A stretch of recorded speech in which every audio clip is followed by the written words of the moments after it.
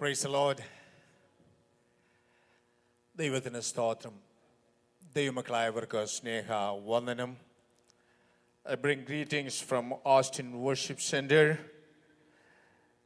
കഴിഞ്ഞ 13 വർഷമായി ഓസ്റ്റിൻ പട്ടണത്തിൽ കർത്താവിൻ്റെ വേലയുള്ള ബന്ധത്തിൽ വ്യക്തമായ ഒരു ദർശനത്തിൻ്റെ പിന്നിൽ അവിടെ കടന്നു വരുവാൻ കഴിഞ്ഞ 13 വർഷമായി കുടുംബമായി പാർത്ത് കർത്താവിൻ്റെ വേലയിലായിരിക്കാൻ ദൈവമായ കർത്താവ് ഇടയാക്കുന്നു. ദൈവകൃപയാൽ ഇന്ന് ആരാധനയ്ക്കായി ഒരു നല്ല കൂട്ടം ജനത്തെ ദൈവമായ കർത്താവ് അവിടെ കൂട്ടിവരുത്തുന്നു.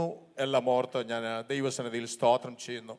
ഈ പ്രത്യേക സാഹചര്യത്തിൽ ഇങ്ങനെ അവസരം തന്ന കർത്താവിൻ്റെ ദാസന്മാരോട്, ഇവിടെയുള്ള ദൈവദാസന്മാരോട് പ്രത്യേകമായി നന്ദിയും വന്ദനവും അറിയിക്കുന്നു.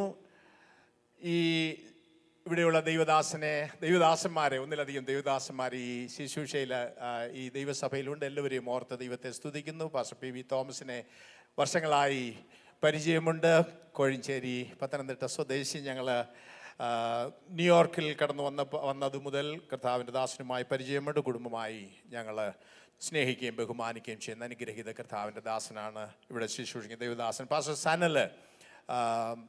ഞങ്ങളുടെ മാതാവുമായിട്ട് കുടുംബമായി ബന്ധമുള്ള ഒരു ദൈവദാസനാണ്. ദൈവദാസനെ ഓർത്ത് ഞാൻ ദൈവത്തെ സ്തുതിക്കുന്നു. മുണ്ടുകോട്ടയ്ക്കലെ ഞങ്ങളുടെ ജോർജ് പാപ്പിച്ചാന് പ്രിയ ദൈവദാസനും ഞങ്ങളുടെ കുടുംബവുമായി ബന്ധമുള്ള ദൈവദാസനാണ്. മറ്റെല്ലാവരെയും ഓർത്ത് ദൈവസനിൽ സ്തോത്രം ചെയ്യുന്നു. ദൈവമായ കർത്താവ് നമ്മെ സഹായിക്കുമാറാകട്ടെ. എല്ലാവരെയും ഒരിക്കൽ കൂടെ വന്ദനം ചൊല്ലുന്നു. ബെന്നും ജോസിയും കടന്നു വന്നിട്ടുണ്ടെന്നാണ് എൻ്റെ വിശ്വാസം. ആ പ്രിയപ്പെട്ടവരെ കഴിഞ്ഞ ദിവസങ്ങളിൽ നമ്മൾ പ്രാർത്ഥിച്ചു കൊണ്ടിരുന്നു. അനുഗ്രഹിക്കപ്പെട്ട നിലയിൽ കർത്താവ് അവരെ കൂട്ടിച്ചേർത്തു. ഒരു പുതിയ കുടുംബജീവിതത്തിലേക്ക് പ്രവേശിക്കുവാൻ അവർക്ക് ഇടയായി. എനിക്ക് 2 മക്കളാണ്. മോനും മാരീഡാണ്. എനിക്ക് ഒരു കൊച്ചുമകളുണ്ട്, 9 മാസമായി. അവരും കടന്നു വരും. അവരുടെ വെയിലാണ്. അവരെല്ലാം ഓർത്ത് ദൈവസന്നിധിയിൽ സ്തോത്രം ചെയ്യുന്നു. ഞങ്ങളുടെ പല പ്രിയപ്പെട്ടവരും രാവിലെ സമയം മടങ്ങിപ്പോയി. അവരെയൊക്കെ ദൈവസന്നിധിയിൽ തക്ക സമയത്ത് ഭവനത്തിൽ കടന്നു ചെല്ലുവാൻ ഇടയാകട്ടെ. ഞാൻ വേഗം, എനിക്കറിയാം ഇന്നത്തെ ശുശ്രൂഷയുടെ സമയത്തിൻ്റെ പരിധി നമുക്കറിയാം. എൻ്റെ സാക്ഷ്യം പറയണമെന്നുണ്ട്, വചനത്തിൽ നിന്ന് 1-2 വാക്കുകൾ ഓർപ്പിക്കണമെന്നുണ്ട്.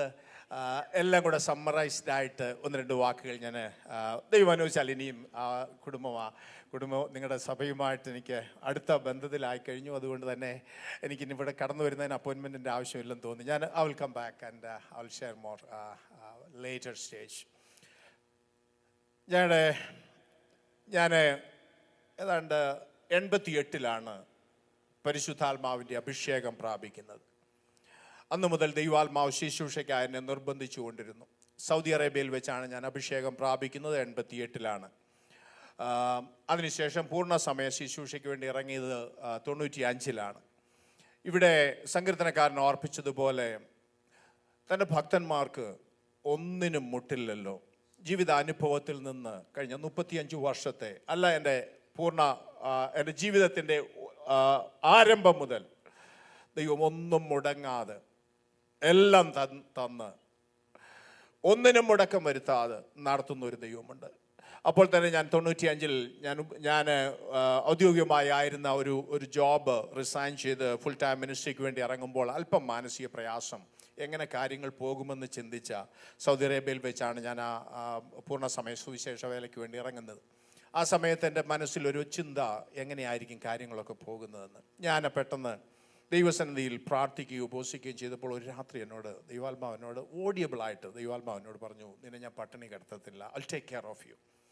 ആ വാക്ക് എന്നോട് പറഞ്ഞ ആ ഒരു വാക്ക്, ഞാൻ എത്രയോ വിഷയങ്ങളിൽ അവിശ്വസ്തനായിട്ടും അൺഫെയ്ത്ത്ഫുൾ ഇൻ മെനി ഏരിയ, പ്രാർത്ഥിക്കാം, ഉപവസിക്കാം, ശുശ്രൂഷിക്കാം, സുവിശേഷ വേല ചെയ്യാം, ഒരുപാട് ഏരിയകൾ എൻ്റെ ജീവിതത്തിൽ പരാജയങ്ങൾ വന്നിട്ടും ആ ദൈവം പറഞ്ഞ വാക്ക് ഇന്നും വിശ്വസ്തയോടെ ഒന്നിനും മുടക്കം വരുത്താതെ ചോദിച്ചതിൽ നനച്ചതിൽ അത്യന്തം പരമായി മെച്ചമായി ഓരോ ദിവസവും ദൈവം നടത്തുന്നു. അതോർത്ത് ഞാൻ നന്ദിയോടെ ദൈവസന്നിധിയിൽ സ്തോത്രം ചെയ്യുന്നു. അവനെ അന്വേഷിക്കുന്നവർക്ക് ഒരു നന്മയ്ക്കും മുടക്കം വരുത്താത്ത ഒരു ദൈവം. എനിക്കറിയാം നിങ്ങളുടെ ഓരോരുത്തരുടെയും സാക്ഷ്യമാണത്. സ്തോത്രം. ഭക്തന്മാർക്ക് ഒന്നിനും മുടക്കം വരുത്താത്ത ഒരു ദൈവമാണ് നമ്മുടെ ദൈവം. ഒരു വാക്യം വായിച്ച് 1-2 വാക്കുകൾ ഞാൻ ഓർപ്പിച്ചു വേഗം ഇരിക്കുവാനായിട്ട് കർത്താവിൽ ശരണപ്പെടുകയാണ്. ഇവിടെ നമ്മൾ ഭക്തി ഭക്തിയോടുള്ള ജീവിതം. ഈ സങ്കീർത്തനക്കാരൻ ഓർപ്പിച്ചു ഭക്തി എന്ന പദം. ഭക്തന്റെ പ്രത്യേകത നമ്മളെ സംബന്ധിച്ചിടത്തോളം നമ്മെക്കുറിച്ചായി ഭക്തരെന്നും ഭക്തിയെന്നും ഭക്തിക്ക് അഥവാ ഭക്തന്മാരെന്ന് പറയുന്നത് ഞാൻ വിശ്വസിക്കുന്ന പെന്തക്കോസുകാരെ കുറിച്ചാണ്. അവരുടെ പ്രത്യേകത എന്ന് പറയുന്നത് അവർ അഭിഷേകം പ്രാപിച്ചവരാ, ആത്മശക്തി പ്രാപിച്ചവരാ, ആത്മനിറവിൽ ജീവിക്കുന്നവരാ, അവരാ ഭക്തര്. സ്തോത്രം. ഒരു വാക്ക് ഞാൻ വേഗം ഓർപ്പിക്കട്ടെ. ഉൽപ്പത്തി പുസ്തകം 41 അധ്യായത്തിന്റെ 38 വാക്യത്തിൽ നാം ഇങ്ങനെ വായിക്കുന്നുണ്ട്. ഉൽപ്പത്തി പുസ്തകം 41 38 വാക്യം. ഫറവോൻ തന്റെ ഭൃത്യന്മാരോട് ദൈവാത്മാവുള്ള ഈ മനുഷ്യനെ പോലെ ഒരുത്തനെ കണ്ടുകിട്ടുമോ എന്ന് പറഞ്ഞു. Can we find a man like this in whom there is a divine spirit? ദൈവാത്മാവുള്ള ഈ മനുഷ്യൻ, ദൈവാത്മാവുള്ള ഈ മനുഷ്യൻ. ദൈവാത്മാവുള്ള ഈ ഭാഗത്തു നിന്ന് 1-2 വാക്ക് ഞാൻ ഓർപ്പിക്കുവാൻ ആഗ്രഹിക്കുന്നത്, ദൈവാത്മാവുള്ളവന്റെ പ്രത്യേകത എന്താ? ദൈവാത്മാവുള്ളവനെ എങ്ങനെയാ തിരിച്ചറിയുന്നത്? അപ്പോൾ തന്നെ നമ്മിൽ ദൈവാത്മാവുണ്ടോ എന്നൊരു സ്വയശോധനയ്ക്കൂട് ഇന്ന് പകൽ ഈ വാക്കുകൾ നമ്മുടെ ഉള്ളിൽ ക്രിയ ചെയ്യട്ടെ എന്ന് ഞാൻ പ്രാർത്ഥിക്കുക. നമ്മളൊക്കെ ദൈവാത്മാവുള്ളവരെ തിരിച്ചറിയുന്നതും ദൈവാത്മാവുണ്ടെന്ന് പറയുന്നതുമൊക്കെ ഈ 4 കെട്ടിനകത്ത് വന്ന് 2 പാട്ട് പാടി അതിൻ്റെ അവസാനത്തിൽ 2 വാക്ക് അന്യഭാഷ പറയുമ്പോഴാണ് അവന് ദൈവാത്മാവുണ്ടെന്ന് പറയുന്നത്. അതാണോ യഥാർത്ഥമായും ദൈവാത്മാവുള്ളവന്റെ പ്രത്യേകത? നമുക്കറിയാം, മിസ്രൈമിൽ ഒരു എലക്ഷൻ നടക്കുക, ഒരേ ഒരു ഒഴിവ് മാത്രം. ആ വേക്കൻസിയിലേക്ക് ഒരു വ്യക്തിയെ നിർദ്ദേശിക്കുക. ഒരുപാട് പേര് വന്നിട്ടുണ്ട്, കുലീനന്മാരായിട്ടുള്ള രാജ്യതന്ത്രജ്ഞരായിട്ടുള്ള ഒരുപാട് പേര് വന്നു നിൽക്കുന്നതിൻ്റെ നടുവിൽ രാജാവ് ഒരാളുടെ പേര് നിർദ്ദേശിക്കുക. ആ വ്യക്തിയെക്കുറിച്ച് പറഞ്ഞിരിക്കുന്ന വാക്കാ ദൈവാത്മാവുള്ള ഈ മനുഷ്യൻ. ദൈവാത്മാവുള്ള ഈ മനുഷ്യനെ, ഇവനെ പോലെ ഒരുവനെ കണ്ടുകിട്ടുമോ എന്ന് ചോദിച്ചു. ദൈവാത്മാവുള്ളവന്റെ പ്രത്യേകത എന്താ? ഈ യോസഫിൽ കണ്ട പ്രത്യേകത, യോസഫിലുള്ള ദൈവാത്മാവ് കൊടുത്ത ജ്ഞാനത്തിന്റെ പ്രത്യേകത എന്താ? ദൈവാത്മാവിൽ ജ്ഞാനം പകർന്ന യോസഫ് ചെയ്തത് എന്താ? വരുവാനുള്ള വിപത്തിൽ നിന്ന്, വരുവാനുള്ള മഹാകഷ്ടത്തിൽ നിന്ന് പുറത്തു പോകുവാൻ, വിടുതൽ പ്രാപിക്കുവാനുള്ള മാർഗം പറഞ്ഞു കൊടുത്തു. ഇന്ന് ദൈവാത്മാവുള്ളവർ പറഞ്ഞു കൊടുക്കുന്നത് നല്ല കാലത്ത് ഗുണം വരുമെന്നുള്ള ദൂതും ആലോചനയും ഒക്കെയാണ് ഇന്ന് പറഞ്ഞു കൊടുക്കുന്നത്. അല്ലെങ്കിൽ കാറും വീടും മറ്റ് കല്യാണങ്ങളും മറ്റ് കാര്യങ്ങളും ഒക്കെ നടക്കുമെന്നാ പലപ്പോഴും ദൈവാത്മാവുള്ളവരെ കുറിച്ച് നമ്മൾ പ്രതീക്ഷിക്കുന്നത് അതൊക്കെയാ. എന്നാൽ ദൈവാത്മാവുള്ളവൻ യഥാർത്ഥമായിട്ട് പറഞ്ഞു കൊടുക്കുന്നത് ഒരു വലിയ മഹാകഷ്ടത്തിൽ നിന്ന്. ദൈവമക്കളെ, നാം ആയിരിക്കുന്ന ഈ കാലഘട്ടം ഒരു വല്ലാത്ത കാലഘട്ടമാണ്. നമ്മുടെ മുമ്പിലുള്ള ദിവസങ്ങൾ എങ്ങനെയുള്ളതാണ് നമുക്കറിയത്തില്ല. ലോകം ഒരു വല്ലാത്ത കാലഘട്ടത്തിലേക്ക് പോകുക, ഒരു ഇരുളഞ്ഞ ആത്മീയമായ അധപ്പതിച്ച ഒരു കാലഘട്ടത്തിലാണ് നമ്മൾ വന്നെത്തിയിരിക്കുന്നത്. ഈ കാലഘട്ടത്തിൽ അതിൽ നിന്ന് ഒഴിഞ്ഞു പോകുവാൻ എന്ത് ചെയ്യണമെന്ന് ദൈവവചനത്തിൽ നിന്ന്, ദൈവാത്മാവിൽ നിറഞ്ഞ ദൈവാത്മാവിന്റെ ആലോചന, അതിൽ നിന്ന് ഒഴിഞ്ഞു പോകുവാനുള്ള ആലോചന പറഞ്ഞു കൊടുക്കുന്നതാ യഥാർത്ഥമായ ദൈവാത്മാവിന്റെ ജ്ഞാനം പ്രാപിച്ചവൻ ചെയ്യുന്നത്. യോസഫ് അതാ പറഞ്ഞു കൊടുത്തത്. ഒരു വലിയ മഹാക്ഷാമം വരുന്നു, ഒരു വലിയ കഷ്ടത വരുന്നു, അതിൽ നിന്ന് ഒഴിഞ്ഞു പോകുവാനുള്ള മാർഗം പറഞ്ഞു കൊടുത്ത യോസഫിന്റെ ജീവിതം ദൈവാത്മാവുള്ളവന്റെ പ്രത്യേകതയായിട്ട് നമുക്ക് കാണുവാൻ. 16 വാക്യത്തിൽ ഒരു ഭാഗം യോസഫ് പറയുന്ന ഒരു വാക്കുണ്ട്. ദൈവാത്മാവുള്ള ഒരു മനുഷ്യരും തന്നിൽ തന്നെ പുകഴത്തില്ല. അവരുടേതായ ക്വാളിഫിക്കേഷനും അവരുടെ ഡിഗ്രിയും പശ്ചാത്തലങ്ങളും അതിലൊന്നും ആയിരിക്കത്തില്ല അവർ പുകഴുന്നത്. മറിച്ച് യോസഫ് പറഞ്ഞൊരു വാക്കുണ്ട്, ദൈവം തന്നെ. 16 ഞാനല്ല, ദൈവം തന്നെ ഫറവോന് ശുഭമായൊരു ഉത്തരം നൽകും. It is not in me, God will give Pharaoh a favourable answer. ഞാനല്ല, ദൈവം തന്നെ അതിനൊരു പരിഹാരം പറഞ്ഞു തരും. ഒരു ദൈവമക്കളെ, ദൈവാത്മാവുള്ളവരാരും അവരെ പുകഴ്ത്തുകയല്ല, അവരെ പൊക്കി അവരെ പുകഴ്ത്തി ഞാൻ എന്തൊക്കെയോ ചെയ്തു, അങ്ങനല്ല. ദൈവം എന്നിലൂടെ ദൈവം ചെയ്തു സകല മഹത്വവും സകല പുകഴ്ചയും യോഗ്യനായ ദൈവത്തിന് കൊടുക്കുവാൻ. ഹല്ലേലൂയ. ദൈവാത്മാവുള്ളവന്റെ പ്രത്യേകത. ഒന്ന് രണ്ട് വാക്കുകളോട് ഞാൻ വേഗം പറഞ്ഞ് അവസാനിപ്പിക്കട്ടെ. നമ്മൾ ദൈവാത്മാവുണ്ടോ എന്ന് എങ്ങനെയാ തിരിച്ചറിയുന്നത്? ഒരു വാക്ക് എന്താ യോസഫിന്റെ ജീവിതം ഒന്ന് നോക്കിയേ. 37 അധ്യായത്തിലേക്ക് വരുമ്പോൾ അതിന്റെ പ്രാരംഭ വാക്കുകൾ 1-2 വാക്യങ്ങൾ നമ്മൾ വായിച്ചു വരുമ്പോൾ അവിടെ പറഞ്ഞിരിക്കുന്ന ദൈവാത്മാവുള്ള യോസഫ് ചെയ്ത കാര്യങ്ങൾ, ഒരു ടീനേജ് ആയിരിക്കുമ്പോൾ 17 വയസ്സുള്ളപ്പോൾ ആ ദൈവാത്മാവുള്ള യോസഫിന്റെ രീതി ഒന്ന് നോക്കുകയും എടുത്തെങ്കിൽ ആരെങ്കിലും ഒന്ന് വായിച്ചേ, 1-2 വാക്യം.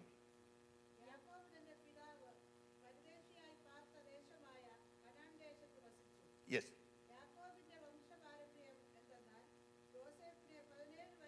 17 വയസ്സുള്ളപ്പോൾ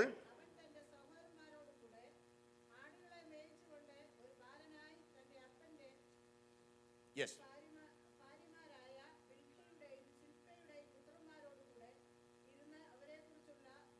അവരെക്കുറിച്ചുള്ള ദുശ്രുതി അപ്പനോട് വന്ന് പറഞ്ഞു. ശ്രദ്ധിച്ചേ, ദൈവാത്മാവുള്ള ഒരു ടീനേജ് പ്രായത്തിലായിരിക്കുന്ന ഒരു ചെറു ബാല്യക്കാരൻ്റെ അവൻ്റെ ആ സ്വഭാവത്തിൻ്റെ പ്രത്യേകത ഒന്ന് നോക്കിയേ. ടീനേജ് പ്രായത്തിൽ ഒരുപാട് പ്രശ്നങ്ങൾ ഉണ്ടാക്കുന്ന ഒരു കാലഘട്ടമാണ്. ഒരു ഒന്നിനും മരുങ്ങാത്ത, ആർക്കും കീഴ്പ്പെടുത്താൻ കഴിയാത്ത ഒരു പ്രായമാണ്, ഒരു വല്ലാത്ത പ്രായമാണ്. ഒത്തിരി അങ്ങും ഇങ്ങുമൊക്കെ അങ്ങനെ കേൾക്കുന്നുണ്ട്. എന്നാൽ ദൈവാത്മാവുള്ള യോസഫ് ചെയ്തതെന്ന് നോക്കിയേ, പാപമെന്ന് കേട്ടപ്പോൾ സ്തോത്രം അതിൽ നിന്ന് ഒഴിഞ്ഞു മാറി. പാപത്തിന് കൂട്ടുനിന്നില്ല. സ്വന്തക്കാരുടെയാ, ബന്ധക്കാരുടെയാ, കുടുംബക്കാരുടെയാ ആ പാപത്തോട് ചേർന്നില്ല, പാപത്തിന് കൂട്ടുനിന്നില്ല. അവിടെ നിന്ന് ഓടി മറഞ്ഞു. അടുത്തതായിട്ട് താൻ ചെയ്തത് എന്താണെന്നറിയാമോ? അടുത്ത വാക്കിലുണ്ട് രഹസ്യമായിട്ട്. ആ വാക്കെന്താ? അടുത്ത വാക്ക് തൻ്റെ അപ്പനോട് ചെന്ന് പറഞ്ഞു. ഈ മക്കളെ, ഒത്തിരി ദുശ്രുതികളും ഉള്ളതും ഇല്ലാത്തതുമൊക്കെ കേൾക്കുന്ന ഒരു കാലഘട്ടമാണ്. ഒത്തിരി സോഷ്യൽ മീഡിയയിലൊക്കെ നമ്മൾ ഒരുപാട് കാര്യങ്ങൾ കേൾക്കുന്നുണ്ട്. അവിടെ ഇവിടെയും വിളിച്ചു പറഞ്ഞും മഞ്ഞപത്രങ്ങളിൽ എഴുതിയും ഒക്കെ ഒരുപാട് പേരുടേതായ കാര്യങ്ങൾ ഉള്ളതോ ഇല്ലാത്തതോ നമുക്കറിയത്തില്ല. ഒത്തിരി പബ്ലിസിറ്റി കൊടുക്കുന്ന ഒരു കാലഘട്ടമാണ്.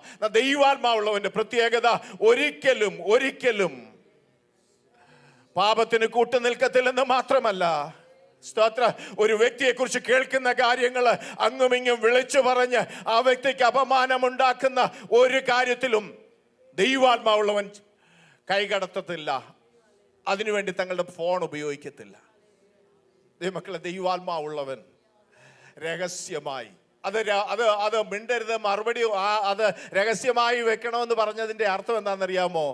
അത് ഉത്തരവാദിത്തപ്പെട്ടവരോട് പറയണം. മക്കളുടെ വിഷയമാണ് കേൾക്കുന്നതെങ്കിൽ ഫാദറിനെ വിളിച്ച് പപ്പായെ വിളിച്ച് കാര്യം ഇങ്ങനെ ഒന്ന് കേട്ടു, എനിക്കറിയില്ല, ശരിയാണോ എന്ന് അറിയത്തില്ല, ഒന്ന് അന്വേഷിക്കണേ, ഒന്ന് ശ്രദ്ധിച്ചോണേ. അല്ല, ഒരു സഭയിലെ വിഷയമാണ്, വിശ്വാസിയുടെ വിഷയമാണ്, പാസ്റ്ററെ വിളിച്ച് രഹസ്യമായിട്ട് കാര്യങ്ങൾ പറഞ്ഞ് ഇങ്ങനെ ഒന്ന് കേട്ടു എന്നുള്ള ആ ഒരു അവരോട് അങ്ങനെ പറഞ്ഞു ഉത്തരവാദിത്തപ്പെട്ടെടുത്ത് പറയൂ. നിങ്ങൾ ഏറ്റവും നല്ലൊരു മാതൃക പറയാം. ഈ മറിയ കാനാവിലെ കല്യാണ വീട്ടിൽ അവിടുത്തെ ഒരു ബലഹീനത, അവിടുത്തെ ഒരു പ്രശ്നം അറിഞ്ഞു. ആ കുടുംബം വലിയ തകർച്ചയിലായിരിക്കുക, നാണക്കേടുണ്ടാക്കുന്ന ഒരു വിഷയമാ. രഹസ്യമായി അറിഞ്ഞ വിഷയം മറ്റാരോടും കേട്ടോ എന്ന് പറഞ്ഞ് ആരെയും വിളിച്ച് പറയാതെ നേരെ പരിഹരിക്കാൻ കഴിവുള്ള യേശു കർത്താവിന്റെ അടുക്കൽ പറഞ്ഞ് രഹസ്യമായിട്ട് വിളിച്ചു പറഞ്ഞു. ആ പ്രശ്നത്തിന് പരിഹാരമുണ്ടായി. അതാ ദൈവാത്മാവുള്ളവന്റെ പ്രത്യേകത എന്ന് പറയുന്നത്. നടുങ്ങുവീൻ, പാപം ചെയ്യാതിരിപ്പീൻ. അപ്പോൾ തന്നെ കേൾക്കുന്നത് എല്ലാത്തിനും പ്രതികരിക്കാതെ രഹസ്യമായി ഉത്തരവാദിത്തപ്പെട്ടെടുത്ത് ചെന്ന് പറഞ്ഞ യോസഫ് നമുക്ക് നല്ലൊരു മാതൃകയാണ്. ദൈവാത്മാവുള്ളവൻ പാപത്തിന് പബ്ലിസിറ്റി കൊടുക്കത്തില്ല. ദൈവാത്മാവ് പ്രാപിച്ച യോസഫിനെ സംബന്ധിച്ചിടത്തോളം കടന്നു എന്നിടത്തൊക്കെ ഒരു അനുഗ്രഹമായി മാറി. സ്തോത്രം. ദൈവാത്മാവുള്ളവൻ്റെ പ്രത്യേകത, ഒരു ദൈവാത്മാവുള്ളവൻ ദൈവസഭയ്ക്ക് വന്നാൽ ആ ദൈവസഭയ്ക്ക് അനുഗ്രഹമായിരിക്കും. സ്തോത്രം. ആ ദൈവാത്മാവുള്ളവന്റെ പ്രത്യേകത അതാണ്. സ്തോത്രം.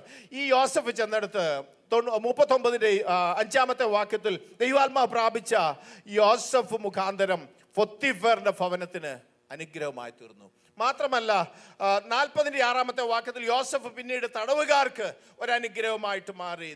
ഇന്ന് ഇവിടെ നമ്മ കടന്നു വരുന്ന ആ സ്ഥലങ്ങളിൽ, കടന്നു ചെല്ലുന്ന സ്ഥലങ്ങൾ, വീടുകളിൽ, കുടുംബങ്ങളിൽ ഒക്കെ ഞാനും നിങ്ങളും ഒരു അനുഗ്രഹമായി മാറണം.